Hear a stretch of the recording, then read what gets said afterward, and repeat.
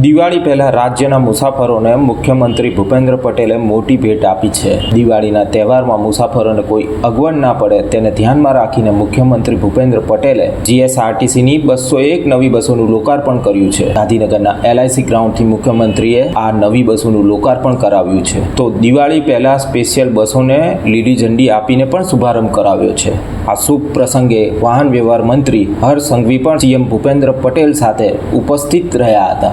आज गुजरात के मुख्यमंत्री जी ने दिवाली से पहले गुजरात के नागरिक को एक्स्ट्रा बसेस की व्यवस्थाओं के लिए खास तौर पे 201 नई बस की शुरुआत की है। ये बसेस कल से ही लोगों की सुविधा में उपलब्ध होंगे। खास तौर पे ये साल गुजरात के मुख्यमंत्री जी और सरकार द्वारा गुजरात के नागरिकों को दीपावली में किसी भी प्रकार के एक्स्ट्रा भाड़ा नहीं भरना पड़े, ऐसी व्यवस्थाओं के लिए सूरत से 1600 एवं गुजरात के अलग अलग शहरों से 2600 एक्स्ट्रा ट्रिप की व्यवस्था की गई है।